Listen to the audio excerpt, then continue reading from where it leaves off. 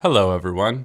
Today I want to talk about a really bad video essay I found. The video in question comes courtesy of the channel Wisecrack, and upon watching said video, I found that I had quite a lot to say in response. Their video is titled, How Disney Ruined Culture. Now take a moment and imagine, based on that title, what you think the main problem Wisecrack has with Disney is. See if you can predict what the main complaint of the video will be. I'll give you a second to think about it.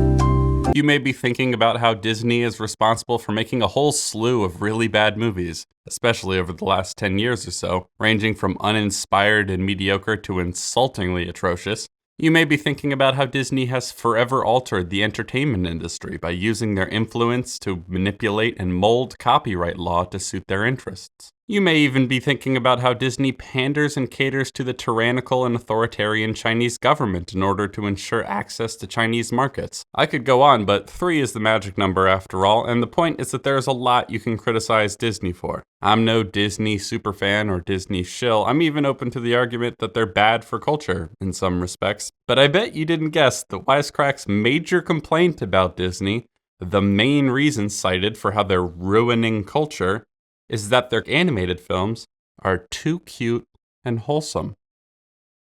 Yep.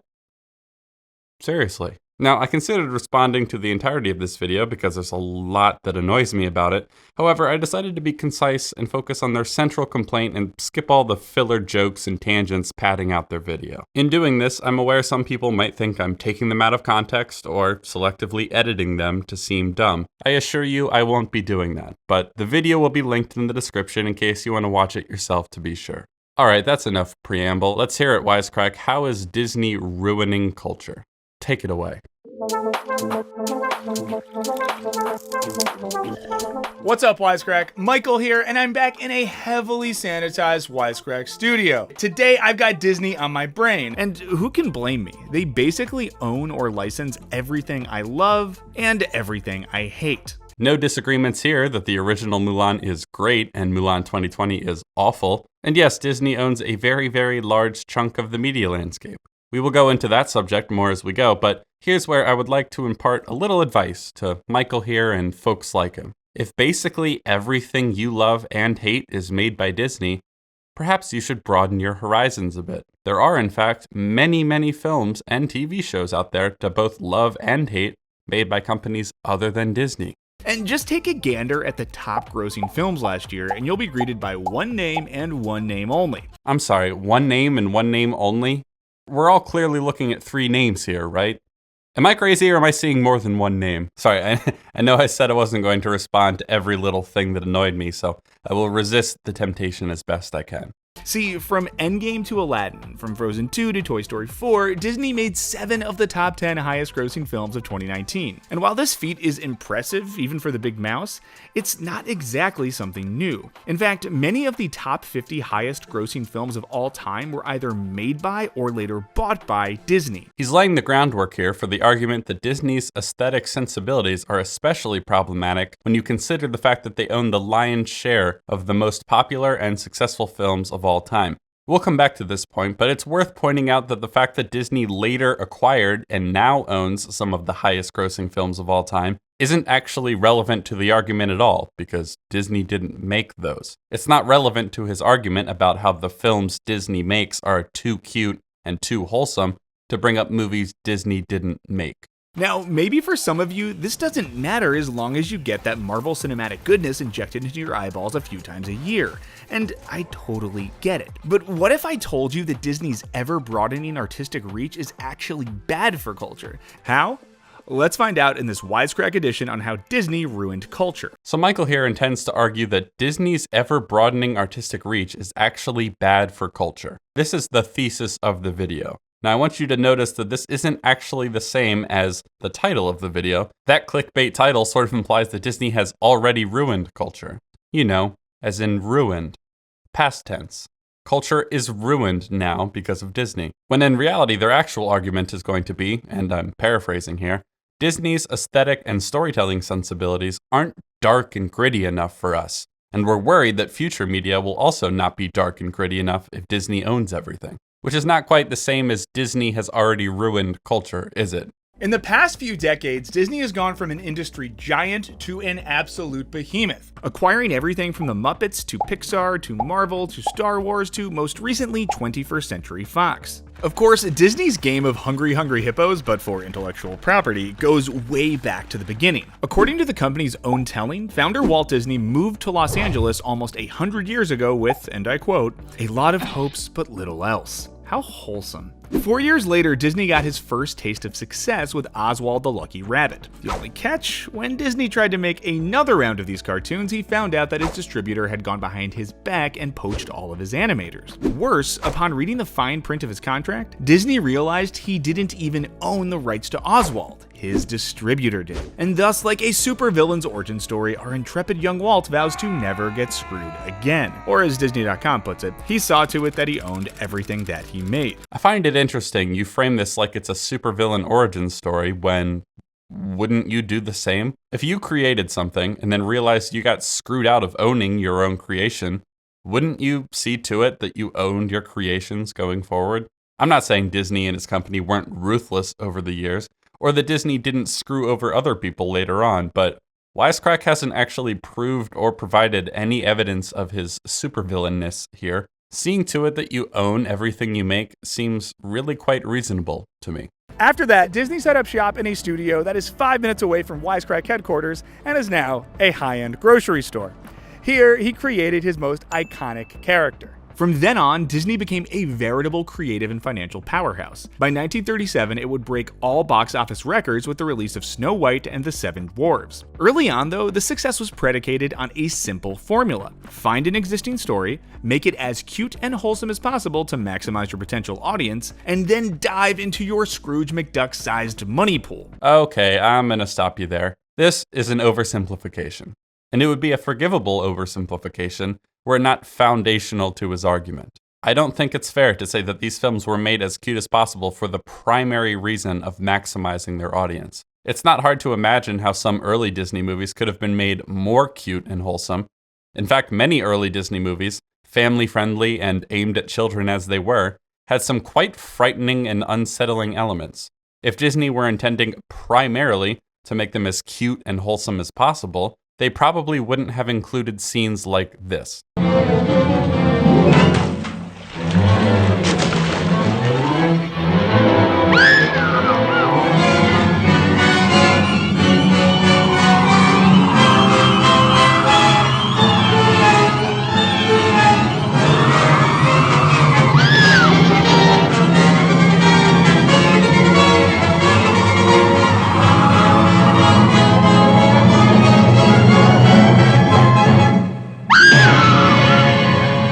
They are cute and family-friendly, though, I'm not denying that, but the implication that the entire motivation for why these stories are told this way is profit is a rather gross oversimplification and dismissal of the art that went into these films, but more on that in a bit. Of course, you might think this is fine. After all, pop culture is, by definition, entertainment aimed at the largest possible audience. And Disney definitely had one thing: an aesthetic. You know, round faces, saucer eyes, big goofy grins, and if the kids love it, how could it be bad? But as we've mentioned before, Disney's reign of cuteness was not a happy accident or mere coincidence. Walt was basically ruthless in his quest to make all things adorable. And in the process, Disney has spent the last 100 years acquiring stories, adapting them, and ultimately twisting their original artistic intentions beyond recognition. All of which is to say, is all this cuteness actually super uncute?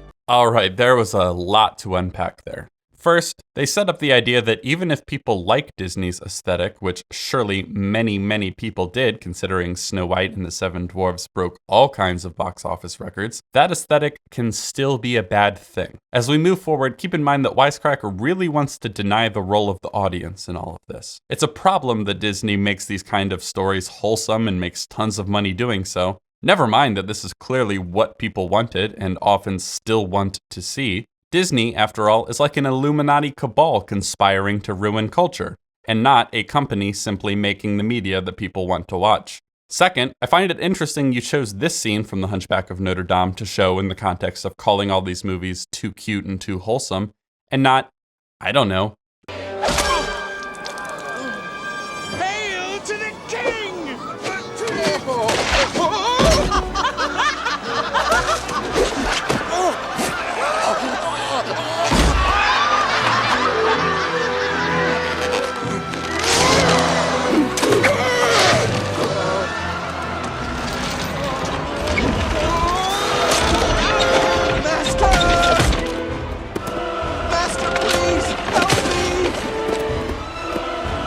Walt was basically ruthless in his quest to make all things adorable. To be fair, many of you will no doubt already be aware that many of the classic Disney animated films are based on earlier folk stories that were far darker. But to frame these adaptations as ruthlessly cute and wholesome, you have to completely ignore the darkness that still remains in many, if not all of them. No matter how cute the animation style is, you cannot reasonably claim that they're nothing but sunshine and rainbows. Third, and perhaps most importantly for their core argument, they make a rather bold claim here. Disney has spent the last 100 years acquiring stories, adapting them, and ultimately twisting their original artistic intentions beyond recognition.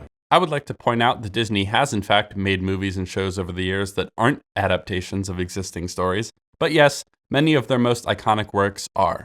And yes, many of them are quite different from their source materials. But it's actually a rather bold claim to imply that as a whole they are all so different from their source materials that they bear no resemblance to them at all. Some do, and some do not. But ultimately, what's the problem here exactly? Why is that a bad thing? Seriously, I mean it. Why is it a bad thing to use an older story in the public domain or to purchase the rights to a story from its owner and to make something new and different out of it?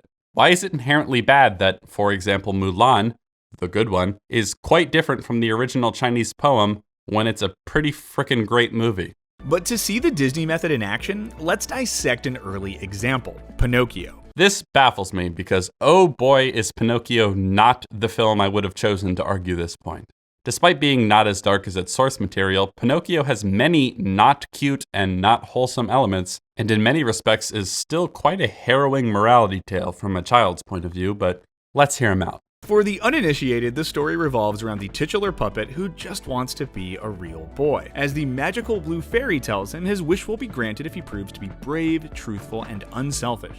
And someday you will be a real boy. A real boy! But Pinocchio's not about that life. He runs away from home, joins a puppet show, and lies to the blue fairy about it, which famously leads to this. The fairy lets him off the hook, but Pinocchio doesn't stay out of trouble for long. He's soon whisked away on an all-expense trip to the dubiously named Pleasure Island. There, Pinocchio and his resort buddies engage in all sorts of vices, from drinking to smoking to gambling, only to find out that they're turning into donkeys. But with the help of his cricket companion, Pinocchio narrowly escapes, only to learn that his daddy got lost at sea looking for him. It says here he went looking for you, and he was swallowed by a whale. Pinocchio then sacrifices his little wooden life to save the old man from the literal belly of the whale. But lo and behold, now that Pinocchio is good, he's brought back to life by the blue fairy, but this time as a real boy. And everyone lives happily ever after. If only life was that easy. What about falling prey to the manipulation of swindlers, giving in to temptation and hedonism, seeing yourself turn into a donkey, finding out your father might have died trying to save you, going to rescue him and having to sacrifice yourself in the process sounds easy, cute, or wholesome. Pinocchio starts off as a marionette, a puppet, a metaphor for children and young adults, puppeted as they are by the influences in their life, noble or nefarious, puppeted by their own desires and emotions. He wants to become a real boy with agency and autonomy. He has his series of misadventures until at his lowest point, he finds himself turning into an animal and finds out his father was swallowed by a whale. And so he goes and saves his father from the belly of the beast, risking his own life to do so. He lives in the end and becomes a real boy because he's willing to literally sacrifice his own life to save his father. Compared to his lying, irresponsible, debaucherous earlier self, this is quite an improvement in his character growth, and it comes at quite the risk and cost. Now, ask yourself, how can you watch all of that and then say, if only life was that easy? Are you fucking high? But what if I told you that the author of Pinocchio, Carlo Collodi, never intended for his story to give children that warm, fuzzy feeling? And that once Disney had bought the rights to the story, the company whitewashed Pinocchio to fit the big mouse's cutesy aesthetic? Honestly, I don't care. I don't. Because whether or not it's different from its source material isn't relevant to whether Pinocchio is a good movie or not, and whether Pinocchio is good or bad for culture or not. To be fair, as we'll soon hear, the ways in which it is similar and different to its source material are very interesting, and there's a lot to be said about them. But no, I don't think it's a bad thing that the Disney version is different, even if it's so different that it's unrecognizable. Which, It isn't. If you have any doubt, then I present to you the original ending of CuLtURE's Pinocchio. Without loss of time, they tied his arms, passed a running noose round his throat, and hung him to the branch of a tree called the Big Oak. A tempestuous northerly wind began to blow and roar angrily, and it beat the puppet from side to side, making him swing violently, like the clatter of a bell ringing for a wedding.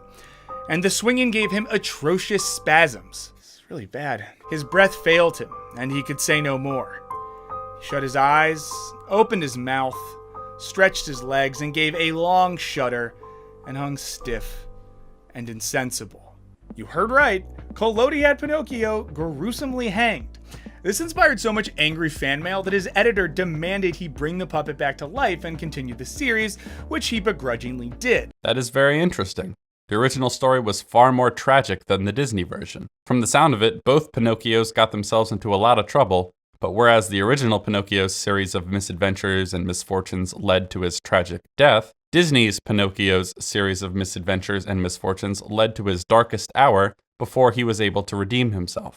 Still no argument yet about how this makes the Disney version bad, so hopefully he gets there. Also, keep in mind that not even the source material's original audience at the time liked the original bleak, grimdark ending.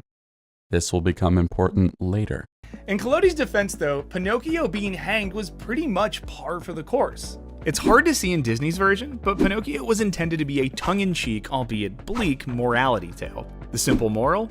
Be good or suffer. Throughout the story, we see a mean-spirited and rude Pinocchio, a stand-in for all misbehaving children. Robbed, starved, stabbed. And also, his legs get sawed off, but we're not supposed to feel especially sorry for him. His actions cause all of his suffering. And while you and I, growing up in a media diet full of high-saturated Disney cuteness, might find the story repulsive, it's pretty run-of-the-mill if you're familiar with old German folklore. Now, let's be fair. Maybe you don't want your kid's bedtime story ending in gruesome death, but there's still something unsettling about the way a media giant like Disney can take a beloved fairy tale, purge it of its original intentions, and thus rewrite the narrative in our collective memories. Okay, so the original was meant to be a bleak morality tale about a slightly older kid who is awful and awful things happen to him. In the end, he suffers for his sins and dies tragically. Disney's version is quite different, but importantly, it's still a morality tale. It seems to be aimed at younger and more naive children, but it is still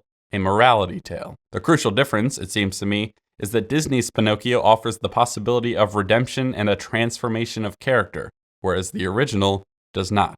I can totally understand why audiences of CuLtURE's time didn't like his original ending. It's not just dark because he gets hanged, it's dark because it presents its main character, a stand-in for all misbehaving children as you put it, as irredeemable. His morality tale is, don't be a bad kid or else you'll suffer and die a gruesome death.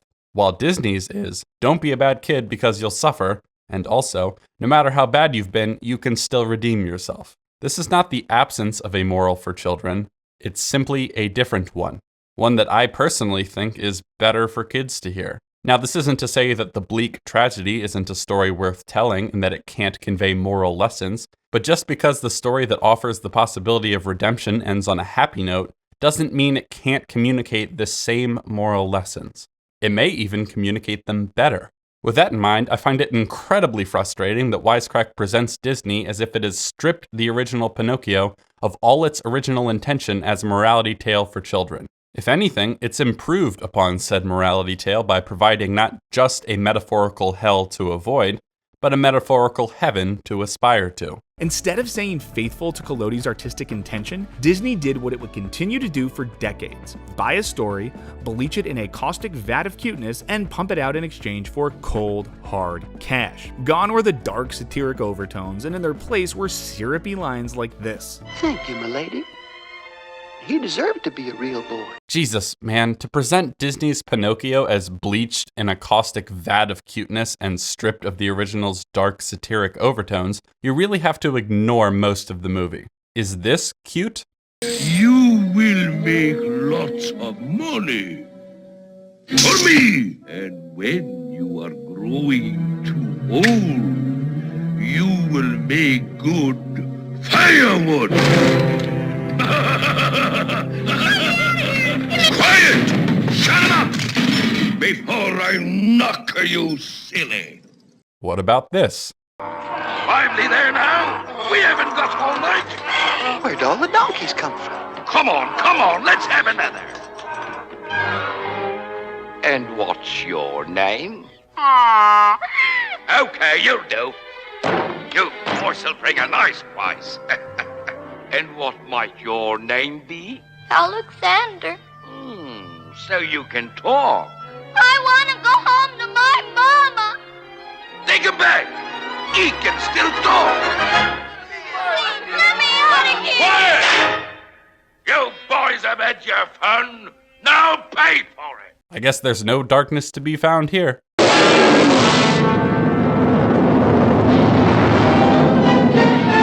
coming back. Hurry. He's trying to kill us! Get it, son! Let's go back.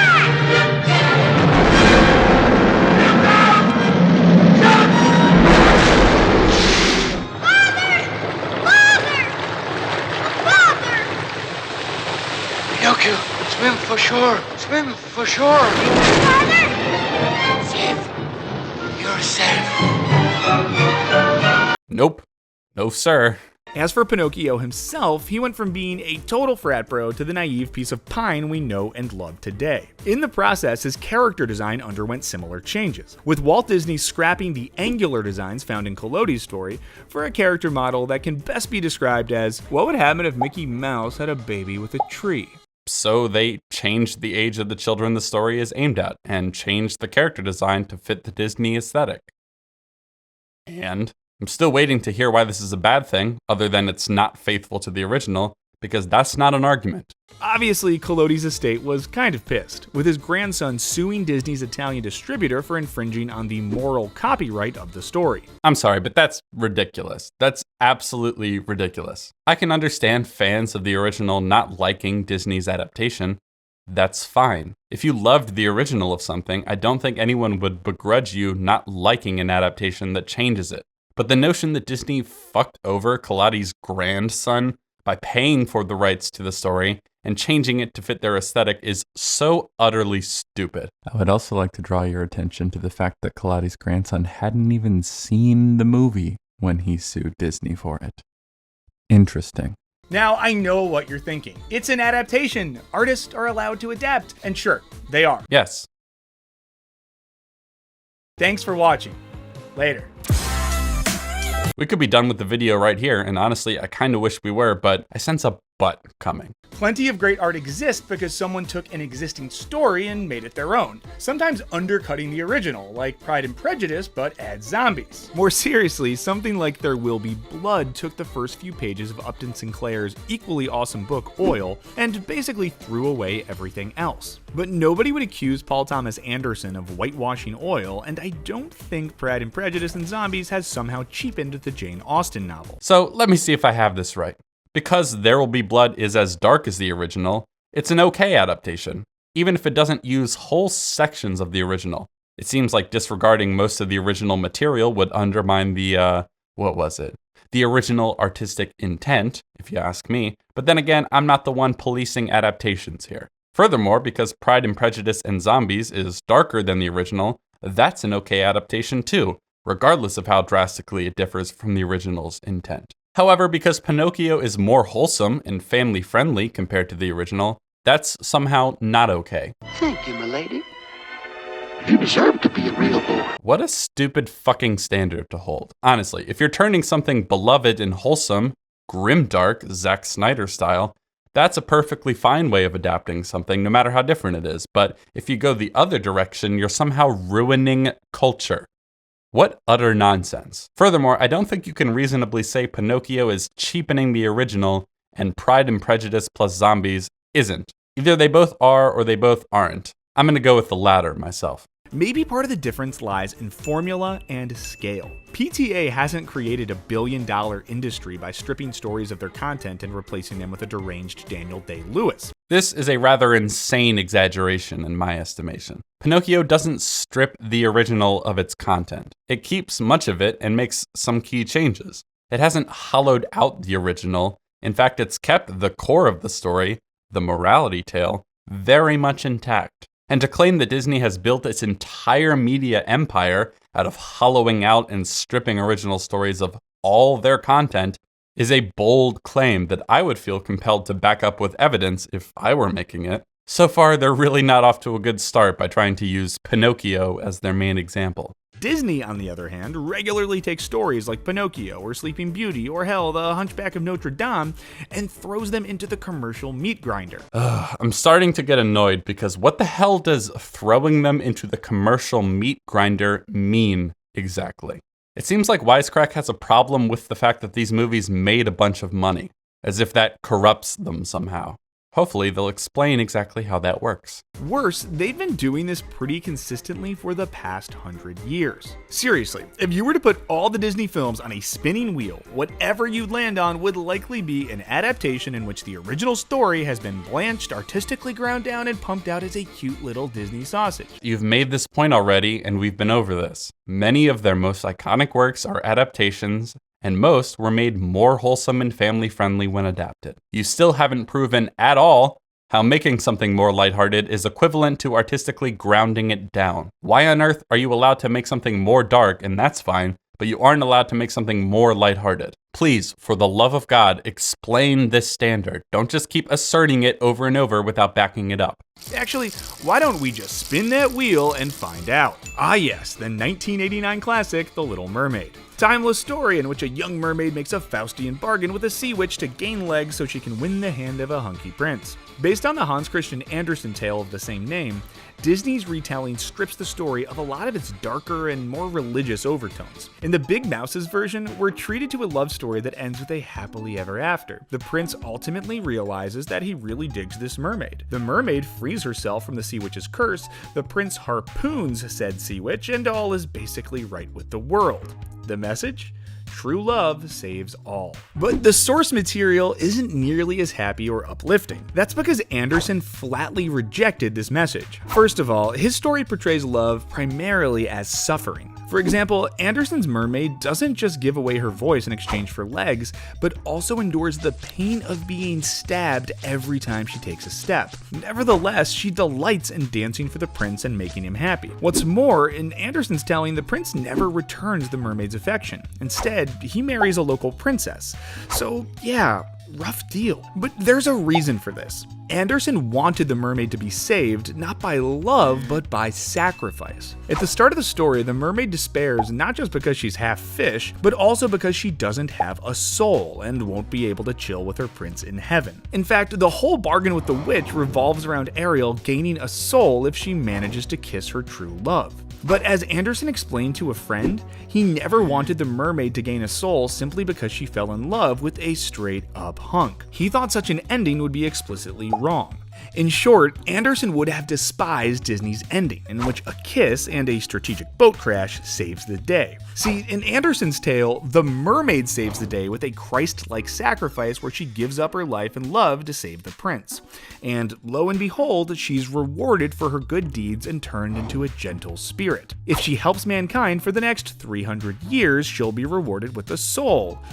Hooray. Well, according to Andersen, this is the more natural, more divine path, though it probably wouldn't have jacked up Disney's 1989 stock prices. Okay, so what did we learn from that, and how did it assist their argument? Well, we learned that the original story was quite different in some important ways, that it's darker in tone, and that the differences do change the implied moral of the story. I think the differences are really interesting, as is the assumption that Hans Christian Andersen might not have liked what Disney did with his story. Personally, though, I don't find the idea that the original author would hate the adaptation as a strong argument for said adaptation being bad. As a massive fan of Stanley Kubrick's The Shining, I do not care even a little bit whether Stephen King likes the movie. Did you like Kubrick's film of The Shining? No. Cold. I'm not a cold guy. The movie is great whether King hates it or not. The movie is not bad for being unfaithful and hurting Stephen King's feelings. You have to judge adaptations on their own. You see, I could be convinced that the original Little Mermaid is a better story than the Disney movie. But what I have not been convinced of is that Disney's Little Mermaid is bad on its own terms, or that it is ruining culture. For one, I'm not convinced he summarized the merits of Disney's changes in their story honestly, but even if the ending is nothing but a cheap wish fulfillment ending, the implication that it was done purely for money is extremely unfair. You've provided us no reason to believe that these changes were made for the sole reason of cynically making as much money as possible. Maybe the artists involved made the movie they wanted to make, and maybe people watched it because it spoke to them and resonated with them. Shocking, right? It's almost as if there's a whole team of artists and storytellers who poured their passions and talents into this film and didn't do all of that simply to cynically line their pockets. And also, what's wrong with being a financial success exactly? Why do you seem so biased towards Disney for how successful their movies are?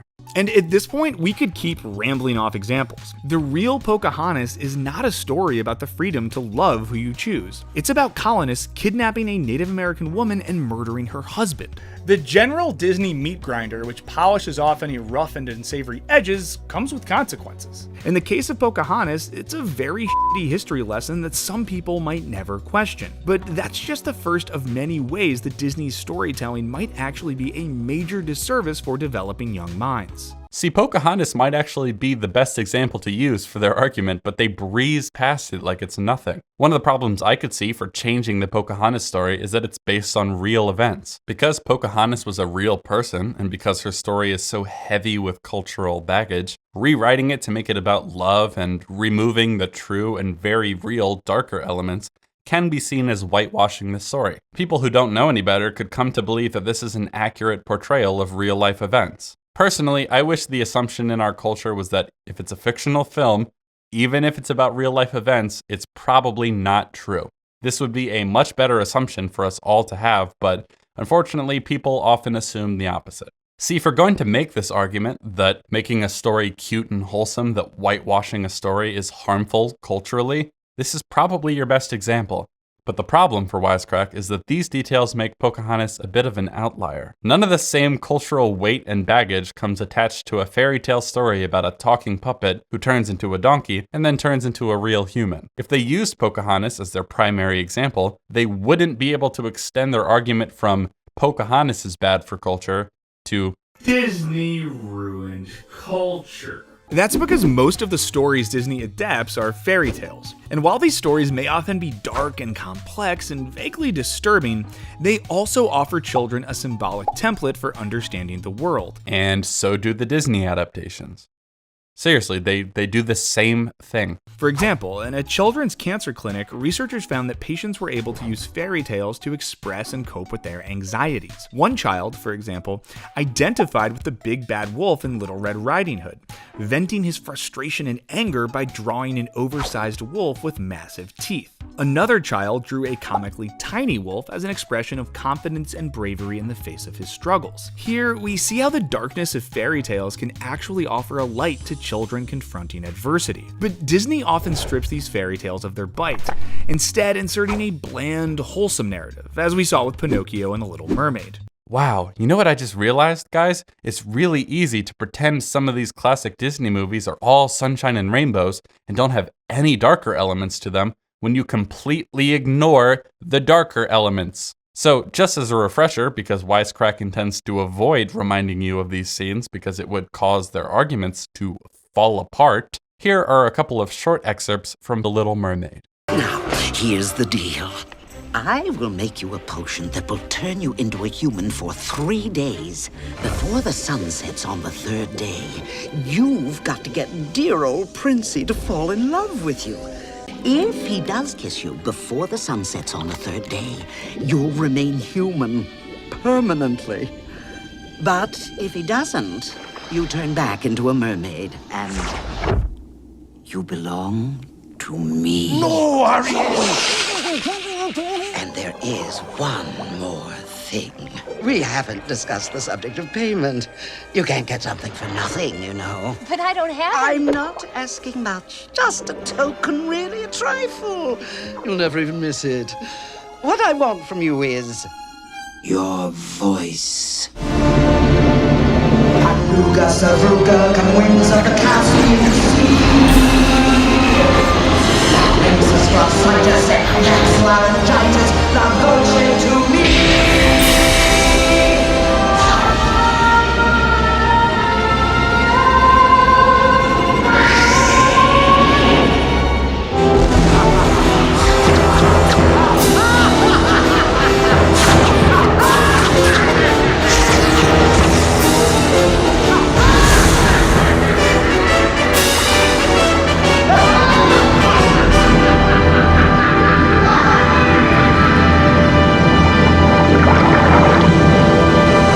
to be fair, I agree with the idea that children can handle darker and scarier stories than we often give them credit for. But I'm just really annoyed that they keep insisting these movies are nothing but cute and adorable when they aren't.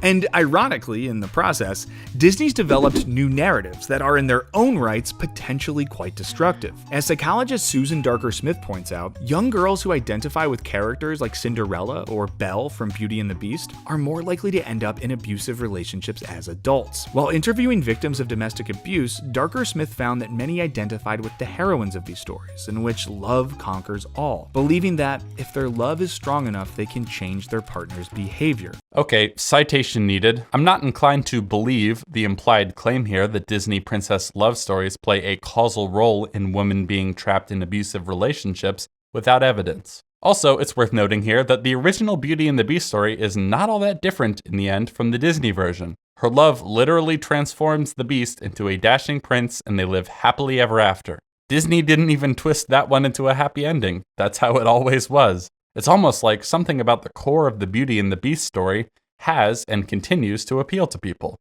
especially women and young girls. Now, I'm not one to write off the entire Beauty and the Beast story as problematic abusive relationship fetishism, because I think that would be rather uncharitable and narrow-minded, considering the lasting cultural relevance and impact the story and its variations have had.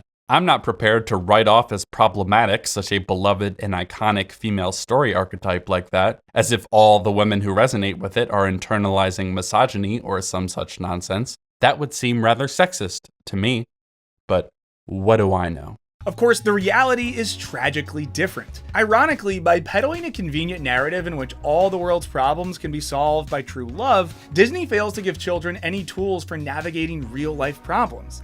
And that was kind of the whole point of fairy tales, to convey the darker and crueler aspects of life so as to better prepare children for the realities of adulthood. Honestly, you have to be an idiot to look at the entire canon of classic Disney animated films and claim that they provide nothing to help children deal with life's problems. Have you not watched any of these films? Seriously, that's such an unbelievably stupid thing to say. To take just one example, because I don't have the time to explain the very real and very useful morals to be found in all of these goddamn movies to you, let's return to Pinocchio. Do you honestly mean to tell me that there is not one useful moral to learn for adolescence and adulthood from a story about a kid falling into a bad crowd, giving in to the temptation of momentary pleasure and hedonism, and learning that true happiness and true virtue comes from being willing to sacrifice yourself metaphorically for the good of another? Does all that mean absolutely nothing to you? Of course, this all begs the question, should Disney care? About your stupid and baseless arguments and moral grandstanding? No. Frankly, they shouldn't care at all about your opinion on the matter. According to the legendary and incendiary free market economist Milton Friedman, definitely not. He argued that companies don't have the same responsibilities that people do. A person might have a responsibility to be a nice neighbor or recycle, while a company's only responsibility is to make more money. And Friedman's definition of corporate responsibility has pretty much become gospel. In other words, Disney will only do what is required to make the most amount of money, regardless of the social consequences. It's the capitalist raison d'etre of companies the world over, and it explains why Disney operates a cuteness factory. You seem to be forgetting the very obvious fact that companies are made up of people. Those people have their own personal and moral responsibilities, but a company, as a group, as a collective, does not. Now, I'm no expert on Milton Friedman, but it seems to me that his point is about collective responsibility versus individual responsibility. I could be wrong, but I'm pretty sure he's not arguing that anyone who works for or runs a company has no responsibility to be a moral person. I don't think anyone actually believes that. Also, once again, you are leaving out a very important factor. If audiences want these kind of stories, Disney will keep making them. See, you think these stories as a whole have negative consequences. You haven't convinced me, even in the slightest, but let's say I agreed with you. Surely it's just as much the audience's fault, right? It makes it kind of hard to say that Disney is ruining culture when they're only doing what they're doing because it's what people want to see. Indeed, when Disney went dark in the 1970s and 80s, it put out a series of grimmer, edgier films like The Black Cauldron that were huge box office failures and nearly brought about the collapse of the great empire of mouse. The so-called Disney Renaissance of the 90s was a major course correction back into the sentimental cuteness that has sustained the company ever since. Wisecrack, please, you're only proving the point that Disney is making films people want to see. Is that really your argument? Disney is ruining culture by making movies that people love? And also, I'm really starting to get annoyed at you repeatedly claiming these movies are nothing but sentimental cuteness, as you put it. Did you simply forget that this scene from Mulan exists, or are you ignoring it on purpose to suit your argument? And it's no wonder. Cuteness, after all, has a very particular way of hijacking our brains. And more importantly, it sells. Studies have shown that cuteness increases our concentration, a useful trick to make sure humans pay close attention to their adorable young, or, pay more attention to a dysfunctional snowman. Even more telling, when volunteers were hooked up to an MRI machine and bombarded with cute images, their nucleus accumbens, also known as the pleasure center of the brain, lit up and started pumping out dopamine. In other words, when viewers saw Mickey Mouse's adorable body bob up and down on screen 100 years ago, they were unwittingly receiving the first microdoses of Disney-branded brain candy. People like cute things, and there's a biologically neurochemical reason for that. Interesting. Where's the problem? You frame it like Disney is hacking into our brains to trick us somehow, instead of, artists making art that they like and that they think we'll like too. Interestingly enough, the phenomenon of cuteness being used for potentially nefarious purposes has a name. Cultural theorist Joshua Paul Dale calls it evil cute. And while Dale specifically cites gambling machines that use cute cartoon kittens as an example, it's not hard to argue that Disney's precious animated friends might also qualify. Yes, it is. Yes, it is absolutely hard to argue that, as evidenced by the awful job you've done so far. Showing cute kittens to reinforce gambling habits for gambling addicts is not even remotely comparable to using cute animation to make wholesome, uplifting stories that people love, cherish, and resonate with strongly. That is actually quite a tall order as far as arguments go. Unless you think all commercial art and storytelling is a grift. Seriously, unless you think making art that people like in order that they will pay you money for it is nefarious in some way, this argument does not work at all. In the end, cuteness is just a means for Disney to pad its bottom line, regardless if it's telling stories that are ultimately good for children. Fuck off, you idiot. Seriously, I don't know where you get off disregarding and discarding all the work, passion, talent, and ingenuity that artists poured into these movies over the years by claiming it was all for the money. You're coming across as a cynical Marxist cunt. And you've done nothing to prove that these stories are bad for children. You've just asserted it and moved on because you have no evidence of that at all. And while you might not be too devastated to hear that Disney sabotaged your favorite 16th century tale about a naughty sentient puppet, they didn't sabotage it. What on earth are you talking about? God, this video is really pissing me off now. Where the hell does the idea that they sabotaged the original come from?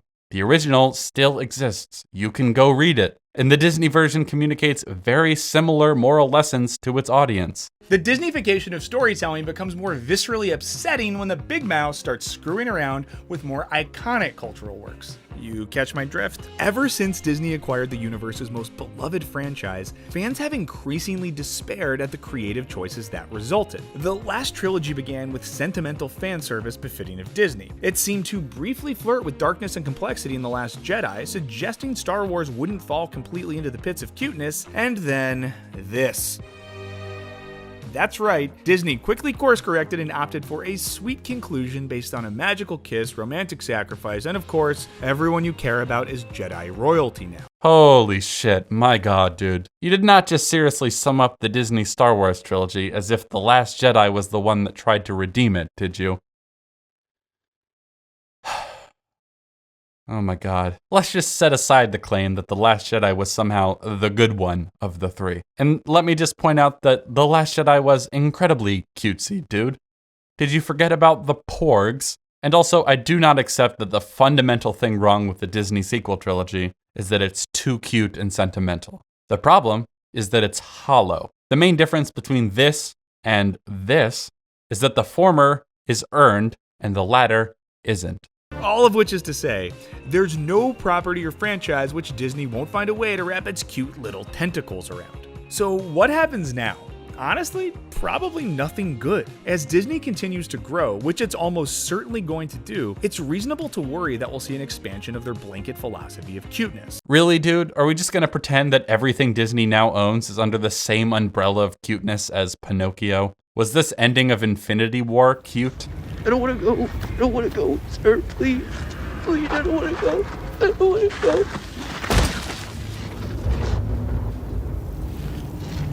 Sorry.